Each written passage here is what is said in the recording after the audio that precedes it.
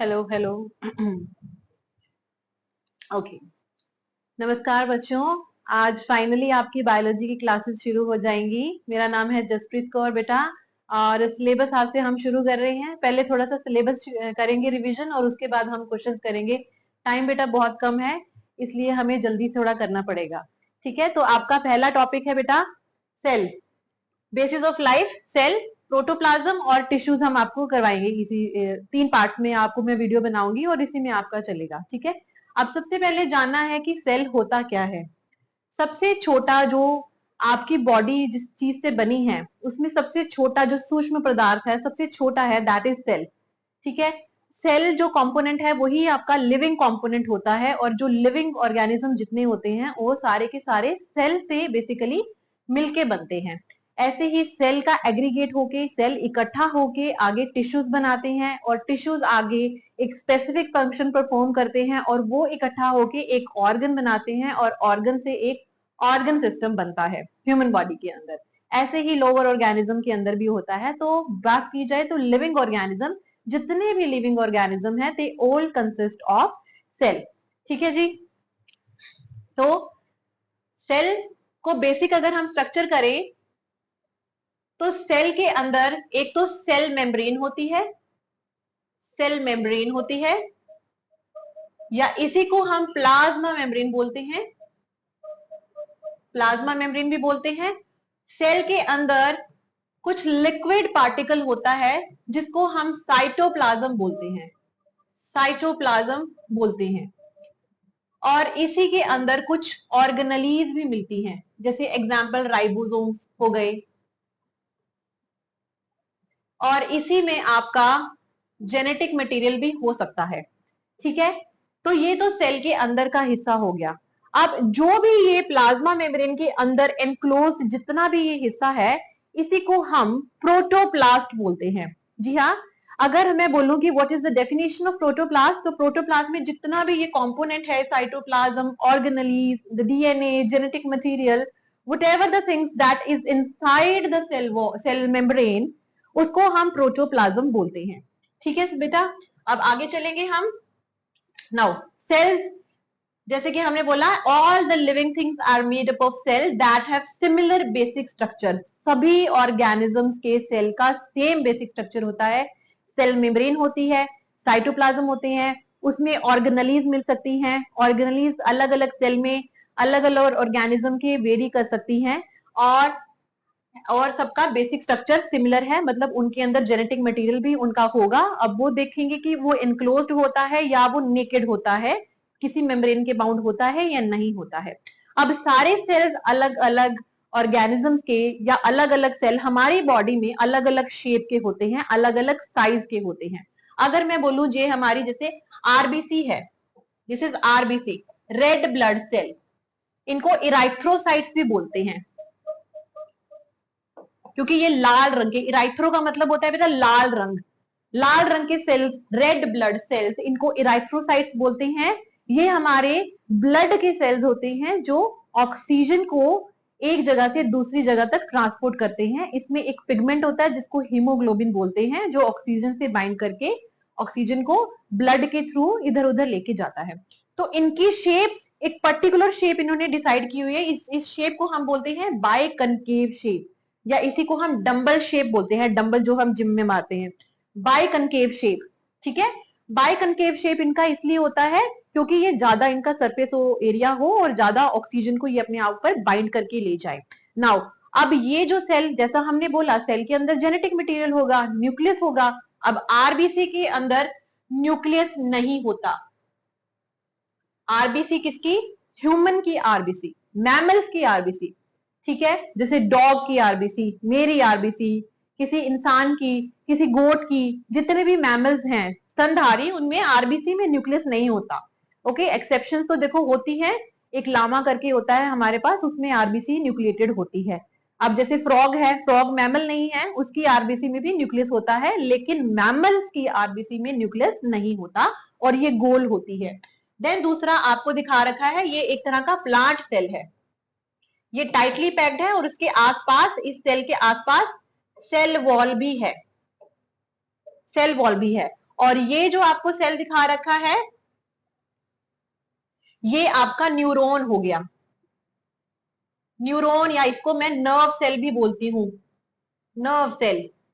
Okay, brain का जो cell होता है नर्व सेल, न्यूरॉन, ये आपकी बॉडी का सबसे लॉन्गेस्ट सेल है। तो this will be the longest cell in the body. RBC में न्यूक्लियस नहीं होता, और सबसे छोटा जो सेल होता है वो ह्यूमन बॉडी का नहीं हम बताएंगे, वो प्रोकैरियोटिक सेल होता है, लोअर ऑर्गेनिज्म का सेल होता है, जिसका नाम होता है माइकोप्लाज्मा। माइकोप्लाज्मा, या इसी को हम पीपीएलओ भी बोलते हैं। ये सबसे छोटा सेल होता है, बहुत ही छोटा, 0.1 माइक्रोन का होता है, बहुत ही छोटा। ये इलेक्ट्रॉन माइक्रोस्कोप से दिखेगा आपको। ये तो नॉर्मल माइक्रोस्कोप में हम देख सकते हैं, लेकिन ये सेल को देखने के लिए बहुत बड़ा इलेक्ट्रॉन माइक्रोस्कोप लगता है। ये पूरे वर्ल्ड में सबसे छोटा सेल है, और ये खुद में एक ऑर्गेनिज्म है, इसका नाम है माइकोप्लाज्मा, या इसको हम PPLO, pleuro pneumonia like organism भी बोलते हैं। प्लूरो निमोनिया लाइक ऑर्गेनिज्म भी बोलते हैं। ये निमोनिया कोज करता है कुछ जानवरों में। नेक्स्ट बात करते हैं बेटा सेल थ्योरी की, और इंपॉर्टेंट साइंटिस्ट। जी हाँ, ये बहुत ही बेटा इंपॉर्टेंट है, इस पे से 100% क्वेश्चन आता है, 100% क्वेश्चन आता है यहां से। सेल थ्योरी के पहले सेल को डिस्कवर किया गया, सेल को डिस्कवर किया था रॉबर्ट हुक साइंटिस्ट ने। रॉबर्ट हुक उनका नाम था। सेल की डिस्कवरी रॉबर्ट हुक ने की थी, रॉबर्ट हुक। अब जो रॉबर्ट हुक थे उन्होंने सेल की डिस्कवरी कॉर्क में की थी। कॉर्क एक तरह का प्लांट सेल होता है, और ये जो कॉर्क सेल थे ये सारे के सारे डेड टिश्यू थे, सब डेड थे। तो इन्होंने सेल की डिस्कवरी तो की, पर वो डेड, लिविंग वो सेल डेड था, लिविंग वो सेल नहीं था। ठीक है, तो फर्स्ट इन्होंने देखा। देन मेरे पास एक साइंटिस्ट है जिनका नाम था लेवेनहुक, एंटोन वॉन लेवेनहुक। जो साइंटिस्ट लेवेनहुक थे, एल से लेवेनहुक, इन्होंने लिविंग सेल को देखा, इन्होंने लिविंग सेल को देखा। ग्रेटर डिटेल इन्होंने लिखा है, ग्रेटर डिटेल का मतलब वो जो सेल उन्होंने ऑब्जर्व किए थे माइक्रोस्कोप के अंदर, ठीक है, वो एक ऑर्गेनिज्म का सेल था जो कि लिविंग था। प्रोटो अपना उसका नाम था आपका प्लाज्मोडियम। ठीक है, पर इतना डिटेल में नहीं करना। हुक ने डेड सेल को डिस्कवर किया, पहली बार इन्होंने देखा था, उनके बाद लेवेनहुक ने देखा था, और इन्होंने कहा कि सेल वो लिविंग था। देन हमारे पास आती है सेल थ्योरी।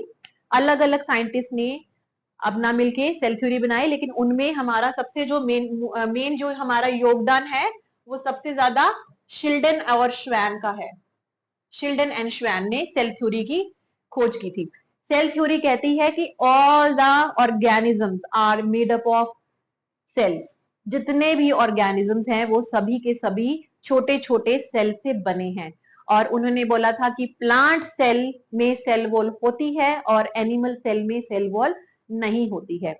अब शिल्डन ने बोला, शिल्डन ने अपनी रिसर्च की थी सारी की सारी प्लांट्स के ऊपर। शिल्डन, एल इनके नाम में आ रहा है और प्लांट्स में भी नाम में एल आता है। तो जो प्लांट के ऊपर रिसर्च करते हैं हम उन साइंटिस्ट को बॉटनिस्ट बोलते हैं। तो अगर क्वेश्चन आता है घुमा फिरा के कि which of the following botanist ने सेल थ्योरी दी थी, तो आप शिल्डन का नाम ले सकते हैं।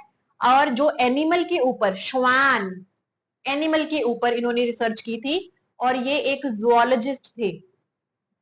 जो भी एनिमल के ऊपर रिसर्च करते हैं वो जूलॉजिस्ट होते हैं।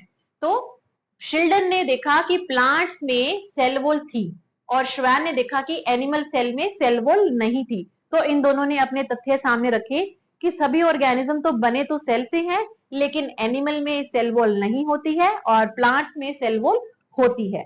तो इनसे क्वेश्चन पूछा गया कि ठीक है, हम मानते हैं सेल से बने हैं ऑर्गेनिजम्स, लेकिन वो सेल आए कहां से? तो सेल थ्योरी जो इन दो साइंटिस्ट ने दी थी, उन्होंने ये नहीं बताया था कि सेल आया कहां से। अब सेल का वर्चस्व, मतलब सेल की एग्जिस्टेंस कहां से आई, वो वर्च्यू ने दिया था। ठीक है, वर्च्यू ने दिया था। ओके, वर्च्यू ने बताया कि all cells exist from the pre existing cell. पहले से जो सेल्स होते हैं, प्री एग्जिस्टिंग सेल से मेरे पास आते हैं। All the cell come from the living cell, मतलब प्री एग्जिस्टिंग सेल से आएंगे। ठीक है, तो इन्होंने ये बताया था। तो कंप्लीट हो जाती है हमारी आज की modern cell theory, that all the organisms are made up of cell and plant cells contain cell wall, animal cells are devoid of cell wall and all the cells arise from the pre-existing cell। ये अलग अलग scientist ने बातें बोली। अगर वो cell theory के बारे में क्वेश्चन करेगा तो ये तीनों चीजें आएंगी, अगर वो पर्टिकुलर साइंटिस्ट के बारे में करेगा तो आपने इस चीज को प्लीज ध्यान रखना है। ओके बच्चा, नेक्स्ट मेरे पास आते हैं। हमारे पास दो तरह के सेल होते हैं, एक होता है पुराने जमाने का सेल या प्रिमिटिव सेल जो ज्यादा विकसित नहीं है, और एक होता है बहुत ही ज्यादा विकसित सेल जो यूकैरियोटिक सेल कहलाता है। तो दो सेल हो गए, एक प्रोकैरियोटिक सेल होता है और एक मेरे पास यूकैरियोटिक सेल होता है। हम लिख लेते हैं इनका नाम। एक मेरे पास प्रोकैरियोटिक सेल हो गया, प्रोकैरियोट्स, और एक मेरे पास यूकैरियोटिक सेल हो गया। इन दोनों का डिफरेंस बहुत ही जरूरी है और जल्दी जल्दी से हम इनके डिफरेंस को देखेंगे। जितना भी आपका बेटा बैक्टीरिया है, बैक्टीरिया जैसे मान लो जिससे गला खराब होता है या पेट खराब हो जाता है, ठीक है, सोर थ्रोट होता है, वो जितना भी बैक्टीरियल डिजीजेस होते हैं वो सारे के सारे प्रोकैरियोट्स होते हैं। मतलब कि उसमें नंबर ऑफ सेल कितने होंगे? सिंगल, एक ही सेल से बना होता है, या इसको हम बोलेंगे unicellular. All the prokaryotes are unicellular organisms, और इनके अंदर सीलिया, ये छोटे छोटे, और ये फ्लैजिला जैसे स्ट्रक्चर पाए जाते हैं जो इसकी मूवमेंट करवाता है। ये फ्लैजिलम इसने दिखाया है, फ्लैजिलम से इस सेल की मूवमेंट होती है, क्योंकि इनके पास हाथ पैर तो नहीं और ये खुद में एक ऑर्गेनिज्म है। ओके, तो ये या तो अपनी मूवमेंट ये जो छोटे छोटे सीलिया से करता है, या एक ही इसके अंदर फ्लैजिला होता है उससे मूवमेंट करता है। ठीक है, बाकी इसके अंदर आप देखेंगे तो इसके अंदर खुद की प्लाज्मा मेम्ब्रेन है। सभी सेल्स में खुद की प्लाज्मा मेम्ब्रेन होती है। इसके अंदर उसके बाहर एक सेल वॉल है। एनिमल सेल में सेल वॉल नहीं होती है, पर प्लांट सेल में सेल वॉल होती है। ठीक है, और प्रोकैरियोटिक सेल में भी मैंने बोला सेल वॉल होती है। अब इसके अंदर खुद का न्यूक्लियोइड है। न्यूक्लियोइड का मतलब होता है ये जो इसका जेनेटिक मटेरियल है, ये डीएनए है। ओके, और जो उसके आसपास का एरिया है, द प्रोबेबिलिटी, द न्यूक्लियोइड जो होता है वो एरिया होता है सेल के अंदर जहां पे प्रोबेबिलिटी डीएनए के या क्रोमोसोम के पाने की सबसे ज्यादा होती है। ओके, क्योंकि इसके अंदर कोई न्यूक्लियस नहीं है। ठीक है बेटा, इसमें कोई भी न्यूक्लियस नहीं है। न्यूक्लियस इज एब्सेंट, हम लिख देते हैं न्यूक्लियस इसमें एब्सेंट होता है, बट इसका जो डीएनए होता है, या इसी को मैं लिखती हूं जेनेटिक मटेरियल, इसका जीनोम या जेनेटिक मटेरियल, या इसका क्रोमोसोम, वो कैसा होता है? हम लिखेंगे वो सिंगल होता है, वेरी इंपॉर्टेंट।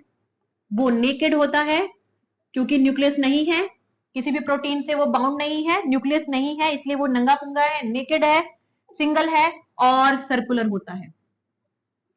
सर्कुलर होता है इस तरह से।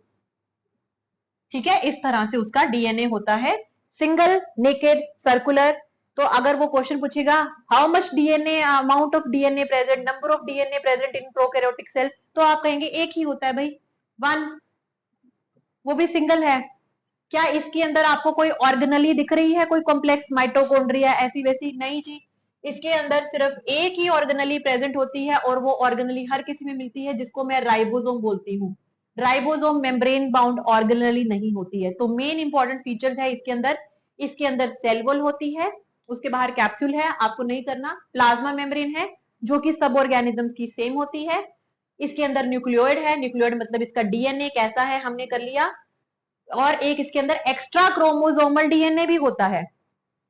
एक्स्ट्रा क्रोमोसोमल डीएनए यहाँ पे हमने प्लाज्मिड लिखा है उसको। ओके, वो सिर्फ प्रोकैरियोटिक सेल में होता है। ओके, और इसके अंदर सीलिया फ्लैजिला भी आपको मिलेगा। नाउ बात करते हैं हम इसके कॉम्प्लीमेंट्री यूकैरियोटिक सेल की, जो इससे थोड़ा विकसित है सेल। यूकैरियोटिक सेल में मैं बोलती हूँ कि न्यूक्लियस प्रेजेंट है। देखो, इसमें न्यूक्लियस है, उसमें न्यूक्लियस नहीं है। इसमें membrane bound organelles, very very very important, membrane bound organelles, endoplasmic reticulum, Golgi apparatus, अपना साइटोस्केलेटन, माइटोकॉन्ड्रिया, ये सारी की सारी जो कॉम्प्लेक्स ऑर्गेनेलीज होती हैं जो खुद में अपना एक काम करती हैं, वो यूकैरियोटिक सेल में होती है। प्रोकैरियोटिक सेल में नहीं होती हैं। तो हम यहाँ पे इसको लिखते हैं कि बैक्टीरिया एग्जाम्पल हो गया, इसमें हम प्लांट और एनिमल सेल लिख देते हैं, प्लांट या एनिमल का सेल। अब हम बोलते हैं कि ये कैसे होते हैं, ये मल्टी सेलुलर होते हैं। Prokaryote, eukaryotic cell multi cellular organism में मिलते हैं, ऑर्गेनिजम्स में आपको मिलेंगे, ठीक है। न्यूक्लियस इनमें होता है, डीएनए या क्रोमोसोम इनका, डीएनए या क्रोमोसोम इनका लीनियर होता है और एक से ज्यादा होते हैं, एक से ज्यादा होते हैं, सिंगल नहीं है, वो ज्यादा है, बड़ा है, और that is enclosed in nucleus. और इनमें मेम्ब्रेन बाउंड ऑर्गेनलीज भी प्रेजेंट होती हैं, ऑर्गेनलीज भी इनमें प्रेजेंट होती हैं, ऑर्गेनलीज इनमें एब्सेंट होती है। दिस इज वेरी इंपॉर्टेंट, इसके बेसिस पे क्वेश्चन आता है। नेक्स्ट हम देखते हैं कुछ सेल ऑर्गेनलीज, जो कि सिर्फ यूकैरियोटिक सेल का एक टिपिकल स्ट्रक्चर दे रखा है यहाँ पे हमने। और ये किस तरह का सेल है, क्योंकि इसके आसपास सेल वॉल नहीं है, तो ये सेल वॉल नहीं है, तो मैं कहती हूं कि ये एक तरह का एनिमल सेल है, एनिमल सेल है, क्योंकि इसमें सेल वॉल नहीं है बाहर, पहली बात, और सेंट्रल वैक्यूल नहीं है। अभी हम डिफरेंस भी करेंगे इन दोनों का। देखो ऑर्गेनल, देखो ये न्यूक्लियस है मेरे पास, न्यूक्लियस है, इसके अंदर ये इसका क्रोमैटिन या डीएनए मटेरियल पड़ा हुआ है, ये न्यूक्लियोलस होता है, ठीक है। और न्यूक्लियस के साथ ही जुड़ा हुआ है ये वाला जो स्ट्रक्चर है, इसके ऊपर सरफेस पे ऐसे दाने दाने बने हुए हैं, इसको रफ एंडोप्लाज्मिक रेटिकुलम बोलते हैं, ठीक है, रफ एंडोप्लाज्मिक रेटिकुलम। फिर ये उसके साथ का नेक्स्ट स्ट्रक्चर आ जाता है, जिसको मैं स्मूथ एंडोप्लाज्मिक रेटिकुलम बोलती हूँ, ठीक है। देन मेरे पास आता है गोल्जी अपरेटस, ये गोल्जी अपरेटस हो गया। देन मेरे पास इसमें वैक्यूल आ गई छोटी सी एक, लाइजोसोम आगे मेरे पास इसके अंदर, राइबोसोम इसमें प्रेजेंट होते हैं, पेरोक्सिसोम होते हैं, माइटोकॉन्ड्रिया होता है इसके अंदर, सेल मेम्ब्रेन बनी हुई है, और ये साइटोस्केलेटन, क्योंकि सेल वॉल नहीं है, सेल वॉल नहीं है तो ये सेल कहीं खराब ना हो जाए, इसको अपनी शेप को मेंटेन करके रखना है, तो इसलिए इसके अंदर साइटोस्केलेटन होता है, ठीक है, जो माइक्रोट्यूब्यूल से बनता है। और सेंट्रोजोम इसके अंदर होते हैं। एनिमल सेल की प्रॉपर्टी की बात कर रहे हैं हम, सेंट्रोजोम सेल डिवीजन में हेल्प करते हैं, सेल डिवीजन के टाइम पे सेंट्रोमेयर हेल्प करते हैं, ठीक है बेटा। और अब इन चीजों को हम थोड़ा डिटेल में पढ़ेंगे। अब सबसे पहले जो ऑर्गेनली है दैट इज न्यूक्लियस, न्यूक्लियस को हम ब्रेन ऑफ द सेल भी बोल देते हैं, ब्रेन ऑफ सेल। और इसी न्यूक्लियस के अंदर ये सारा इसका डीएनए या क्रोमैटिन मटेरियल, इसको हम बोलते हैं, इसका डीएनए या क्रोमैटिन जो होता है वो न्यूक्लियस के अंदर होता है। अब ये डीएनए से इस डीएनए से ही आगे जाके आपको क्रोमोसोम मिलेगा, पर वो ऐसे डिविजिबल नहीं होगा, वो सेल डिवीजन के टाइम पे विजिबल होगा, जब ये सेल डिवाइड करता है तभी विजिबल होता है क्रोमोसोम, ऐसे नहीं दिखेगा आपको, ठीक है। अब ये न्यूक्लियस के पास न्यूक्लियोलस है खुद का, न्यूक्लियोलस में आरएनए होता है बेटा। देन मैं कहती हूँ इसका खुद का एक एनवेलप है, जिसको हम न्यूक्लियर, इसकी खुद की एक कवरिंग है डबल, एक ये बाहर वाली और ये एक अंदर वाली, आउटर एंड इनर, इस पूरे कवरिंग को न्यूक्लियर एनवेलप बोलते हैं। ये न्यूक्लियर एनवेलप है सारा का सारा। न्यूक्लियर एनवेलप जहां पे एब्सेंट होता है, मतलब ये डिसकॉन्टिन्यूस है, रेयर, ये कॉन्टिन्यूस नहीं है न्यूक्लियस की। प्लाज्मा मेम्ब्रेन कॉन्टिन्यूस लेयर है, न्यूक्लियर मेम्ब्रेन की लेयर जो है, न्यूक्लियर एनवेलप या न्यूक्लियर मेम्ब्रेन, वो डिसकॉन्टिन्यूस है, उसके अंदर पोर पाए जाते हैं, न्यूक्लियर पोर होते हैं उसके अंदर। देन ये जो बाकी का मटेरियल है इसके अंदर, अदर देन क्रोमैटिन, न्यूक्लियोप्लाज्म हम बोलते हैं, इसकी वॉल के साथ ही अटैच्ड है रफ एंडोप्लाज्मिक रेटिकुलम, ठीक है बेटा। अब न्यूक्लियस का और क्या रीजन है, न्यूक्लियस के अंदर हमारा जेनेटिक मटेरियल, जिसको मैं डीएनए बोलती हूँ, डीएनए आगे कंडेंस होके क्रोमैटिन बनाता है, क्रोमैटिन बनाता है, और यही आगे कंडेंस होके क्रोमोसोम्स बनाता है। अब ह्यूमन की सेल की बात करें तो एक ह्यूमन सेल में 46 क्रोमोसोम होते हैं, ये आपने 10th क्लास में पढ़ा होगा। 46 क्रोमोसोम होते हैं, माने कि 23 पेयर ऑफ क्रोमोसोम होते हैं, जिसमें से 22 पेयर जो होते हैं वो ऑटोसोम्स, मतलब बॉडी के क्रोमोसोम होते हैं, और जो लास्ट वाला पेयर होता है वो एक्स वाई या एक्स एक्स, ये मेल्स में होता है और ये फीमेल में होता है, जिसके कारण वाई क्रोमोसोम के कारण मेल मेल होता है और फीमेल में ये एक्स एक्स होता है। तो ये चीज को आपको याद रखना है। अब हमारे पास आ गया एंडोमेम्ब्रेन सिस्टम। न्यूक्लियस के साथ जो ऑर्गेनलीज जुड़ी हुई हैं, 4 ऑर्गेनलीज का फंक्शन आपस में जुड़ा हुआ होता है। ये इसके बिना काम नहीं कर पाएगी, ये इसके बिना काम नहीं कर पाएगी। तो इस सिस्टम को ये सारी सिंगल मेम्ब्रेन वाली ऑर्गेनलीज है जो प्रोकैरियोटिक सेल में नहीं मिलती हैं। सारी की सारी सिंगल मेम्ब्रेन वाली ऑर्गेनलीज है और इनका सबका फंक्शन आपस में जुड़ा हुआ है, इसलिए हम इसको एंडोमेम्ब्रेन सिस्टम भी बोलते हैं। एंडो मतलब अंदर और मेम्ब्रेन सिस्टम भी इसको बोलते हैं। एंडोमेम्ब्रेन सिस्टम में मेरे पास 4 ऑर्गेनलीज आती है बेटा। सबसे पहले आ गया एंडोप्लाज्मिक रेटिकुलम। एंडोप्लाज्मिक रेटिकुलम मेरे पास 2 तरह का है, एक होता है रफ और दूसरा होता है स्मूथ। ये रफ एंडोप्लाज्मिक रेटिकुलम है सारा, ये वाला, जिसके सरफेस पे ऐसे दाने दाने लगे हुए हैं। ये दाने दाने क्या हैं? ये दाने दाने हैं ribosomes. Ribosomes rough endoplasmic reticulum के सरफेस पे राइबोसोम्स पाए जाते हैं और स्मूथ एंडोप्लाज्मिक के सरफेस पे राइबोसोम्स नहीं है। No ribosomes on the smooth endoplasmic reticulum surface. ठीक है बेटा। नाउ अब इसका फंक्शन क्या है? रफ एंडोप्लाज्मिक रेटिकुलम हमारे लिए, जिसको हम RER भी बोलते हैं, और स्मूथ एंडोप्लाज्मिक को हम SER भी बोल देते हैं। रफ एंडोप्लाज्मिक रेटिकुलम आपके लिए एक तो प्रोटीन बनाता है और स्मूथ एंडोप्लाज्मिक रेटिकुलम आपके लिए 2 चीजें बना रहा है। एक तो वो लिपिड बना रहा है या ऑयल, तुम कह सकते हो इसको, ऑयल बना रहा है। ठीक है, देखो रफ है, रफ के सरफेस पे राइबोसोम है, राइबोसोम प्रोटीन बनाते हैं। स्मूथ एंडोप्लाज्मिक रेटिकुलम है, उसके पास प्रोटीन बनाने वाली ऑर्गेनल ही नहीं है सरफेस पे, तो वो चिकना चिकना हो गया, उसने चिकना चिकना ऑयल या लिपिड बना दिया। अब ऑयल या लिपिड के साथ इसका एक और फंक्शन होता है, ये तुम्हारी बॉडी को डिटॉक्सिफाई करता है। Very important, detoxification. डिटॉक्सिफिकेशन करता है ये बॉडी के सेल्स की। जैसे हम कहते हैं जो भी लोग एल्कोहलिक होते हैं उनके लीवर में, तुम कहते हो कि उनका लीवर फैटी लीवर हो जाता है, डॉक्टर उनको बोलता है आप अल्कोहल नहीं लेना है, आपको तली हुई चीजें नहीं खानी है, क्योंकि आपका लीवर ऑलरेडी फैटी लीवर हो गया है। फैटी लीवर का मतलब होता है कि लीवर में उनके जो लीवर के सेल होते हैं उनमें ये एंडोप्लाज्मिक रेटिकुलम, कौन सा? स्मूथ वाला, स्मूथ एंडोप्लाज्मिक रेटिकुलम की कंसेंट्रेशन बढ़ गई है, जिसके कारण उसने, क्योंकि अल्कोहल पी थी तो उसको डिटॉक्सिफाई किया बॉडी में से। डिटॉक्सिफाई करने के लिए उसको लिपिड बनाना पड़ा, जिसके कारण फैटी लिवर हो गया डिटॉक्सिफिकेशन करने के चक्कर में। ठीक है, तो इसलिए आपने बड़ा ध्यान रखना है कि क्या खाना है और क्या पीना है, बहुत ध्यान से। देन मेरे पास आती है गोल्जी अपरेटस या गोल्जी बॉडी। अब ये जो प्रोटीन बना और एंडोप्लाज्मिक रेटिकुलम ने जो प्रोटीन बनाया या लिपिड बनाया, वो गोल्जी बॉडी के पास जाता है और गोल्जी बॉडी उन दोनों चीजों को मॉडिफाई करती है, मॉडिफाई करेगी और साथ में उसको पैकेज भी करेगी।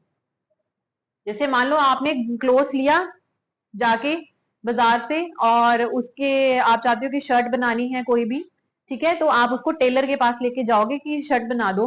तो ये हमारा टेलर है, इसने उस कपड़े को मॉडिफाई किया, शर्ट बनाई, सिलाई लगाई, बटन लगाए एंड चकाचक कर दी उसको बिल्कुल बढ़िया। तो गोल्जी बॉडी वो टेलर है जो इस प्रोटीन को या इस लिपिड को मॉडिफाई भी करेगा और पैकेजिंग भी करेगा उसकी। देन मेरे पास आते हैं इसी से ये जो गोल्जी बॉडी होती है आगे जाके ये जैसे गोले गोले से ये देखो निकाल रही है अलग अलग तरह की चीजें। तो ये 2 तरह की होती है, या तो ये इनको वेसिकल्स बोलते हैं, कई लोग इनको वेसाइकल्स भी बोलते हैं, वेसिकल्स दोनों करेक्ट है, वेसिकल्स हम इसको बोलते हैं। वेसिकल से लाइजोसोम एक नामक एक ऑर्गेनली बनती है या वैक्यूल बनती है। हमारे पास वैक्यूल खाली होती है, अक्सर एम्प्टी होती है वैक्यूल, पानी रहेगा इसके अंदर या कोई स्टोरेज फूड मटेरियल रहता है इसके अंदर। लाइजोसोम बड़े काम की ऑर्गेनली है, लाइजोसोम के बारे में हम पढ़ेंगे अभी। लाइसोसोम, लाइसोसोम को हम suicidal bags of the cell भी बोलते हैं। क्यों? क्योंकि लाइसोसोम जो ऑर्गेनली होती है, इसके अंदर डाइजेस्टिव एंजाइम्स भरे हुए होते हैं। कैसे एंजाइम? डाइजेस्टिव एंजाइम्स, या इसी को हम हाइड्रोलिटिक एंजाइम्स भी बोलते हैं। हाइड्रोलिटिक, जो हाइड्रोलिसिस करेंगे, तोड़ेंगे चीजों को तोड़ेगा। ओके, लाइसोसोम, लाइसोसोम्स के अंदर पीएच मेंटेन रखता है। ये एसिडिक ऑर्गेनली होती है, acidic. Which organelle is acidic? Lysosome. Which organelle suicidal bag? Lysosome. Lysosome किसी और ऑर्गेनली के साथ फ्यूज करके या सेल में बर्स्ट हो जाती है, फट जाती है सेल में। कब? जब सेल को किसी तरह का इंफेक्शन हुआ, या सेल कैंसरस हो गया, या किसी तरह का कुछ भी उसके साथ कुछ गलत हुआ, या वो बूढ़ा हो रहा है, एजिंग हो रही है सेल की, अब उसको न्यूट्रिएंट नहीं चाहिए, वो बोझ बना हुआ है बॉडी के ऊपर, टिश्यू के ऊपर, तो लाइसोसोम उसमें फट जाते हैं और ये हाइड्रोलिटिक एंजाइम्स को सेल में रिलीज कर देते हैं, जिसके कारण वो जो सेल होता है वो मर जाता है। ठीक है, तो ये सेल डेथ के लिए रिस्पॉन्सिबल होते हैं, सेल डेथ के लिए रिस्पॉन्सिबल होते हैं। और क्योंकि ये काम खुद से कर रहा है, इसलिए इनको हम सुसाइडल बैग भी बोलते हैं। आई होप ये आपको क्लियर है। ठीक है, आगे हम करेंगे transport across the cell membrane. देखो बच्चा, जो तुम्हारी सेल मेम्ब्रेन होती है, सेल मेम्ब्रेन कुछ इस तरह से होती है, सबकी सेम होती है। और ये जो मॉलिक्यूल्स जिससे सेल मेम्ब्रेन बनती हैं, उनको हम फोस्फोलिपिड बोलते हैं। बहुत ही इंपॉर्टेंट है, फोस्फोलिपिड्स। सेल मेम्ब्रेन किससे बनी है? सभी ऑर्गेनिज्म की, प्रोकैरियोट, यूकैरियोट, प्लांट, एनिमल, कीड़े पतंगे, जो भी ऑर्गेनिज्म है, सबकी सेल मेम्ब्रेन फोस्फोलिपिड की, सभी सेल्स की सेल मेम्ब्रेन फोस्फोलिपिड से बनी है। ठीक है, कुछ चीजें पास होगी, नहीं होगी। ठीक है, तो ट्रांसपोर्ट दो प्रोसेस आते हैं हमारे पास। एक हम बोलते हैं पास में, तो ट्रांसपोर्ट कर, मान लो कि तुमको बाहर निकालना है, अंदर लेके आना है, ठीक है, तो वो जाता है, उस प्रोसेस को हम डिफ्यूजन बोलते हैं। सिंपल, कोई भी सेल है, यहाँ कोई चीज हाई कंसंट्रेशन में पड़ी है, वो बाहर चली जाएगी। हाई कंसंट्रेशन से लो कंसंट्रेशन में जाना। देन मेरे पास आता है ओस्मोसिस। ओस्मोसिस मूवमेंट होगी। Osmosis is the movement of water या सॉल्वेंट, जिसमें चीजें घुलती हैं। सॉल्वेंट होता है जिसमें चीजें घुलती।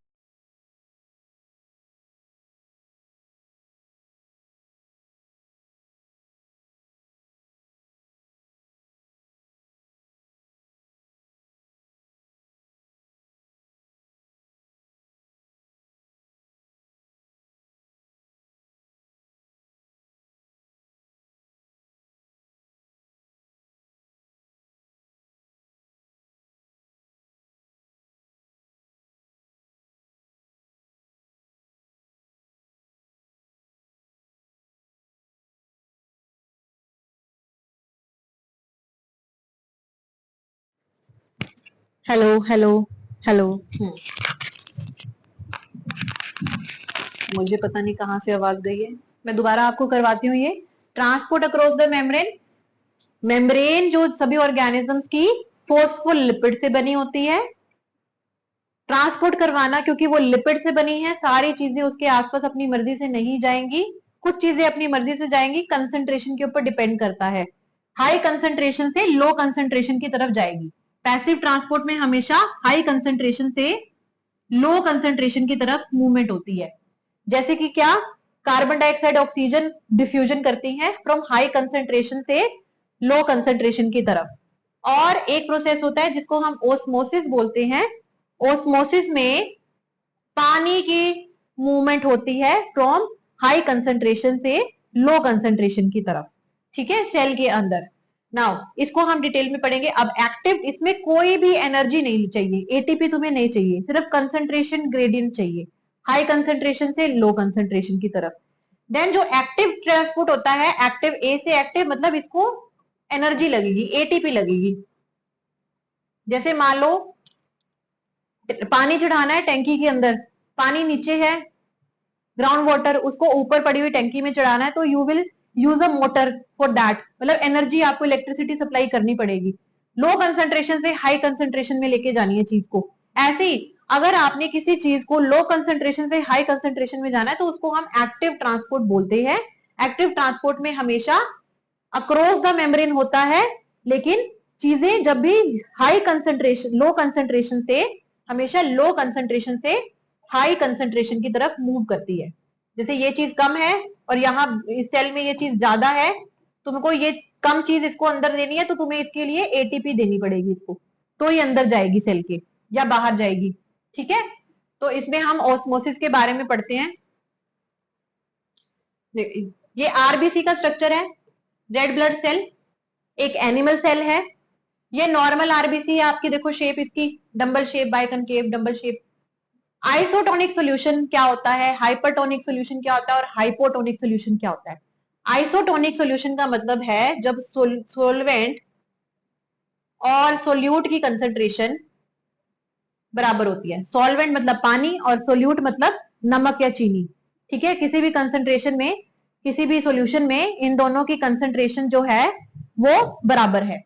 ठीक है, उसको हम आइसोटोनिक बोलते हैं। हाइपरटोनिक में क्या होता है, सॉल्वेंट की कंसंट्रेशन बड़ी कम होती है, पानी की कंसंट्रेशन कम होती है, सोल्यूट की कंसंट्रेशन ज्यादा होती है, नमक की कंसंट्रेशन ज्यादा होती है। पानी कम है, नमक या सोल्यूट ज्यादा है। तो ऐसी कंडीशन में अगर हमने सेल को रखा, ठीक है, तो उसमें से पानी बाहर जाएगा, सॉल्वेंट बाहर जाएगा। क्यों? क्योंकि वो कम कंसंट्रेशन पे है बाहर, तो यहाँ पे पानी हाई कंसंट्रेशन में है और वो बाहर जाएगा। इस चीज को हम बोलते हैं एक्सोओस्मोसिस। एक्सोओस्मोसिस, ये देखो इस आरबीसी में से पानी बाहर निकलना शुरू हो गया, कब? हाइपरटोनिक सोल्यूशन में। हाइपरटोनिक सोल्यूशन में वो सेल में से पानी का मूवमेंट हुआ, ओस्मोसिस हुआ, बाहर निकला, एक्सोओस्मोसिस, जिसके कारण ये जो सेल था पानी की कमी की वजह से श्रिंक हो गया, श्रिंक हो गया बेचारा। अब आइसोटोनिक में कुछ नहीं हुआ। हाइपोटोनिक सॉल्यूशन का मतलब होता है जब सॉल्वेंट की कंसंट्रेशन बहुत ज्यादा हो सोल्यूट की कंसंट्रेशन से। तो ये कोई सॉल्यूशन है, उसमें पानी की कंसंट्रेशन बहुत ज्यादा है, हमने उसमें सेल डाला, सेल के अंदर पानी भरना शुरू हो जाएगा, जिसके कारण ये मोटा हो जाएगा। ठीक है, तो cell will swell up, swell up हो गया सेल, और स्वेल अप होने के बाद ये बस्ट हो जाएगा। कब? किस केस में? प्लांट के केस में नहीं होगा, एनिमल के केस में ये बस्ट होगा, क्योंकि सेल वॉल नहीं है। ये देखो बस्ट हो गया, दिखाया है, ये सेल में, इसमें पानी गया, ठीक है, और बस्ट हो गया। ऐसे कंडीशन को हम बोलते हैं एक्सोओस्मोसिस, सॉरी एंडो, इसको हम बोलते हैं एंडोओस्मोसिस, एंडो ओस्मोसिस, एंडोओस्मोसिस। एक्सो मतलब पानी बाहर निकलना, जब इसकी कंसंट्रेशन कम है, जब इसकी कंसंट्रेशन ज्यादा है, पानी ज्यादा है, सॉल्वेंट ज्यादा है, तो पानी उसके अंदर, सेल के अंदर भरेगा, सेल स्वेलअप हो जाएगा और फट जाएगा। प्लांट के केस में ऐसा नहीं होता है। प्लांट के केस में हम देखेंगे आइसोटोनिक, सोल्यूट सॉल्वेंट बराबर, कुछ नहीं हुआ। हाइपोटोनिक, वैक्यूल में पानी भर जाएगा, दिस इज वैक्यूल, वैक्यूल में पानी भर गया जिसकी वजह से सेल टर्गिड हो गया, फूल गया, लेकिन फटा नहीं। हाइपरटोनिक में पानी बाहर निकला, एक्सोओस्मोसिस हुआ, पानी बाहर निकला, तो अंदर की वैक्यूल श्रिंक होगी, वैक्यूल श्रिंक होगी, और इसी स्ट्रक्चर को हम प्लाज्मोलिसिस या प्लाज्मोलाइज्ड स्ट्रक्चर बोलते हैं। प्लाज्मोलिसिस आपको हमेशा वैक्यूल की श्रिंकेज, पर सेल पे कोई असर नहीं हुआ सेल वॉल की वजह से। ये आपको ऑलवेज एनिमल सेल में मिलेगा, प्लांट सेल में मिलेगा। प्लांट सेल कोई भी जैसे कुछ भी बोलेगा, रेजिन ले लो, फटी नहीं रेजिन को डिप करके देखना पानी में, फटेगी नहीं, बस्ट नहीं होगी, फूल जाएगी। ओके ओके, तो ऐसे ही श्रिंक, जब उसको माइक्रोवेव में रख दो, पानी निकल गया उसके अंदर से, या उसको किसी ऐसे हाइपरटोनिक सोल्यूशन में डाल के रखो, उसके अंदर से पानी निकल जाएगा, वो ऐसे पतली सी सिकुड़ी सी हो जाएगी, उसको हम प्लाज्मोलाइज्ड स्टेट बोलते हैं। देन सेल मेम्ब्रेन का स्ट्रक्चर है मेरे पास। सेल मेम्ब्रेन बेसिकली ये जो सारा ब्लू कलर, जितना ये ब्लू कलर है, दिस इज ऑल आपका phospholipid, this is all phospholipid. The main component of cell membrane is phospholipid. तो वो पूछेगा आपसे क्वेश्चन में, इनमें से सबसे ज्यादा किसकी कंसंट्रेशन है आपकी सेल में, तो आप बोलोगे लिपिड की कंसंट्रेशन है, फोस्फोलिपिड की। देन और क्या होता है मेरे पास, प्रोटीन होता है, ठीक है, प्रोटीन होता है मेरे पास, प्रोटीन होता है, और क्या होता है मेरे पास, कार्बोहाइड्रेट होते हैं, कोलेस्ट्रॉल होता है, ये कम होते हैं बट सबसे ज्यादा फोस्फोलिपिड होता है, ठीक है। लिपिड बायोमेम्ब्रेन दे रखा है आपको यहाँ पे। देन ये एक तरह का प्लांट सेल का स्ट्रक्चर है बेटा मेरे पास, this is plant cell. Plant cell में देखो कौन कौन सी ऑर्गेनली है मेरे सबसे ज्यादा हमारे पास सेल वॉल है। सेल वॉल किसकी बनी हुई है, इसकी।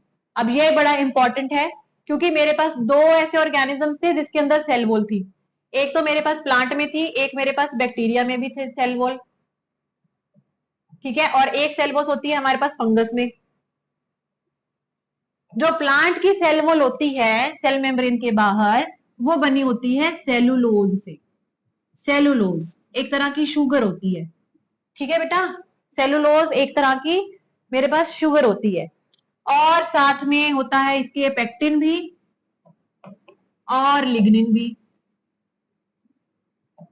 जैसे कोई हार्ड स्टेम है, मोटा तना है पेड़ का, वहां लिग्निन होगा, उसका सेल होगा, तने का सेल होगा तो वहां लिग्निन होगा, पतली स्टेम होगी तो वहां पेक्टिन होगी या सेलुलोज होगी, पत्ती है तो वहां सेलुलोज ज्यादा है, ठीक है। ये सेल वॉल के कंपोनेंट्स होते हैं। बैक्टीरिया की सेल वॉल आप याद करेंगे पेप्टिडोग्लाइकन से बनी होती है, पेप्टिडोग्लाइकन। बैक्टीरिया की सेल वॉल पेप्टिडोग्लाइकन से बनी होती है, उसमें सेलुलोज नहीं होता है। फंगस की सेल वॉल काइटिन से बनी होती है, काइटिन, उसमें भी सेलुलोज नहीं होता है, ठीक है। ये याद करेंगे, बहुत इंपॉर्टेंट है। देन ये जो स्ट्रक्चर है मेरे पास, ये क्लोरोफिल हो गया, ठीक है। और ये उसका ये वैक्यूल है सारी की सारी, दिस इज ऑल वैक्यूल, ये वैक्यूल है, central vacuole, this is central vacuole. ये मेरे पास क्लोरोप्लास्ट हो गया, क्लोरोप्लास्ट। और ये कलर वाला क्रोमोप्लास्ट हो गया, क्रोमोप्लास्ट। दोनों की एक एक तरह के प्लास्टिड होते हैं, प्लास्टिड। अब सेल वॉल, प्लास्टिड और वैक्यूल एनिमल में आपको नहीं मिलेगा। ये डिस्टिंग्विशिंग फीचर है आपका प्लांट सेल का। स्क्रीनशॉट ले लो बेटा इसका। नेक्स्ट मेरे पास दो ऑर्गेनली आती हैं, ठीक है। और एक का नाम है मेरे पास क्लोरोप्लास्ट और एक है माइटोकॉन्ड्रिया।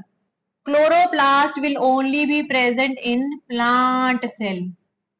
ये कैसे ऑर्गेनली है, क्यों, क्योंकि ये डबल मेम्ब्रेन बाउंड ऑर्गेनली है, डबल मेम्ब्रेन है इनकी। माइटोकॉन्ड्रिया प्रेजेंट होता है both in plant and animal cell, दोनों में पाया जाता है। क्या करेगा, मेन इंपॉर्टेंट फंक्शन है, देखो इसका स्ट्रक्चर इस तरह से, ये बाहर की मेम्ब्रेन, अंदर की मेम्ब्रेन इस तरह से फोल्डेड होती है, ठीक है। ये देखो ये अंदर की मेम्ब्रेन इस तरह से ये फोल्डेड है, ठीक है। कहता मैं एटीपी बनाता हूं, हाँ जी बिल्कुल। ये this is found mostly in eukaryotes, prokaryote में नहीं होता। यूकैरियोट्स प्लांट एनिमल दोनों में क्या बना रहा है, एनर्जी बना रहा है, ATP, adenosine triphosphate, okay, energy बना रहा है। और क्यों चाहिए, सेलुलर रेस्पिरेशन, सेलुलर रेस्पिरेशन करेगा, ऑक्सीजन लेगा, ऑक्सीजन लेगा तभी तो एटीपी बनाएगा, ठीक है। तो दूसरा है मेरे पास क्लोरोप्लास्ट। क्लोरोप्लास्ट कहता है फोटोसिंथेसिस करता है, बिल्कुल सही बात, क्योंकि इसमें एक पिगमेंट होता है जिसका नाम होता है क्लोरोफिल। क्लोरोफिल पिगमेंट हरे रंग का पिगमेंट होता है, ये ग्रीन कलर का पिगमेंट। बढ़िया क्वेश्चन था इसके ऊपर, कहता है ये हरे रंग का है, ग्रीन कलर का। वाई? क्लोरोफिल इज एक प्लास्टिड जो कि ग्रीन कलर का है, प्लांट में मिलता है मेरे पास, एनिमल में नहीं मिलता। ये फोटोसिंथेसिस करता है। फोटोसिंथेसिस मतलब सनलाइट, पानी और CO2 को लेके ये ऑक्सीजन रिलीज करता है। CO2 प्लस H2O और सनलाइट को लेके, साथ में क्लोरोफिल पिगमेंट को लेके ये ग्लूकोज बनाता है, खुद के लिए खाना बनाता है, प्लस ये ऑक्सीजन रिलीज करता है। ठीक है, ये काम, ये फोटोसिंथेसिस है। ओके, कैसे करता है? क्योंकि ये एब्जॉर्ब करता है लाइट को। अब बात सारी आती है कौन सी लाइट को? क्या ये ग्रीन लाइट को एब्जॉर्ब करेगा? नहीं, कभी भी नहीं। ये ग्रीन लाइट को छोड़ के सारी लाइट को एब्जॉर्ब करता है, ब्लू को, येलो को, सारी लाइट को एब्जॉर्ब करता है। विबग्योर की आपकी BIBG, violet, indigo, green, green को छोड़ के ब्लू लाइट भी एब्जॉर्ब करता है, रेड भी करता है लाइट का एरिया। तभी तो ग्रीन को एब्जॉर्ब नहीं कर रहा, ग्रीन को रिफ्लेक्ट कर रहा है, that's why its colour is green. ठीक है, ओके, ये याद रखेंगे आपको, किसी का भी कलर ग्रीन क्यों होता है? क्योंकि वो उस लाइट को रिफ्लेक्ट करता है। तो प्लांट सेल में मिलता है, फोटोसिंथेटिक यूकैरियोट्स में मिलता है, फोटोसिंथेसिस करता है। ये फोटोसिंथेसिस है। पिगमेंट आपको लगेगा क्लोरोफिल पिगमेंट है, जो ग्रीन लाइट को छोड़ के बाकी सारी विजिबल वेवलेंथ को एब्जॉर्ब करता है। ये दोनों ही डबल मेम्ब्रेन बाउंड ऑर्गेनली है, एक बाहर मेम्ब्रेन होती है और एक अंदर की मेम्ब्रेन होती है। इसमें भी एक बाहर की मेम्ब्रेन है। Internal membrane is folded, inner membrane is folded. ठीक है बेटा, मेम्ब्रेन बाउंड ऑर्गेनलीज, और इनके अंदर खुद का DNA होता है। दोनों के अंदर, दोनों के अंदर खुद का DNA होता है, दोनों के अंदर खुद के राइबोसोम्स भी होते हैं प्रोटीन बनाने के लिए। ये दोनों चीजें हैं और अलग से काम भी कर रहे हैं। ओके, तो ये सेल्फ सस्टेन्ड ऑर्गेनलीज होती हैं, इसलिए हम इनको बोलते हैं semi autonomous organelles. Semi autonomous, autonomous organelles.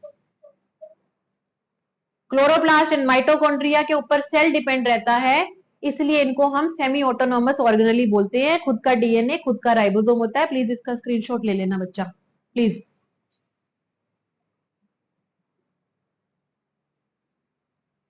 Next हमारे पास लास्ट स्लाइड है, प्लांट और एनिमल सेल का डिफरेंस करना है हमने। ठीक है बेटे, ऑल दो हमने सारी ऑर्गेनलीज कर ली हैं, अब कुछ ऑर्गेनलीज के बेसिस पे हमने प्लांट और एनिमल सेल को डिवाइड करना है। ट्रिकी क्वेश्चन आता है, बिल्कुल आता है।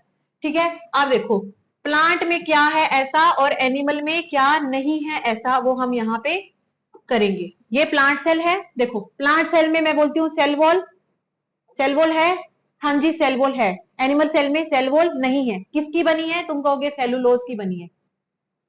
प्लाज्मा मेम्ब्रेन है, दोनों के पास प्लाज्मा मेम्ब्रेन है, किसकी बनी है? लिपिड की बनी है। रिवीजन कर रहे हैं। अब इसमें वैक्यूल है, सेंट्रल वैक्यूल, हाँ जी बिल्कुल सेंट्रल वैक्यूल है, फूड स्टोर करती है, वाटर स्टोर करती है, ये रही सेंट्रल वैक्यूल। ओके, इसमें सेंट्रल वैक्यूल नहीं होती है। देन इसमें क्या होता है? इसमें क्लोरोप्लास्ट, क्लोरोप्लास्ट फोटोसिंथेसिस करने के लिए, यस होता है, फोटोसिंथेसिस करता है, फोटोसिंथेसिस करता है। इसमें क्लोरोप्लास्ट नहीं होता। ठीक है, और क्या है इसमें? इसमें ऐसी कौन सी चीजें हैं जो उसमें नहीं है? ठीक है, अब मैं बात करती हूँ सेंट्रियोल्स की। Centrioles, cytoskeleton, cytoskeleton.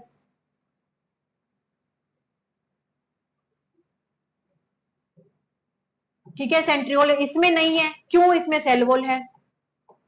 इसमें होती है, साइटोस्केलेटन भी होता है, सेंट्रियोल भी होती है। ठीक है, और सेल डिवीजन में हेल्प करती है, help in cell, help in cell division. ठीक है, बेसिक बेसिक हमने जो दोनों का किया।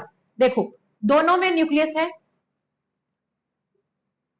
दोनों में न्यूक्लियस है, न्यूक्लियोलस भी है, उससे जुड़ी हुई endomembrane system, rough endoplasmic reticulum, smooth endoplasmic reticulum है, गोल्जी अपरेटस है, साइटोप्लाज्म है, ठीक है, क्रोमैटिन है, न्यूक्लियोलस है, माइटोकॉन्ड्रिया दोनों में होता है, बोथ है माइटोकॉन्ड्रिया, ये देखो माइटोकॉन्ड्रिया दोनों में है।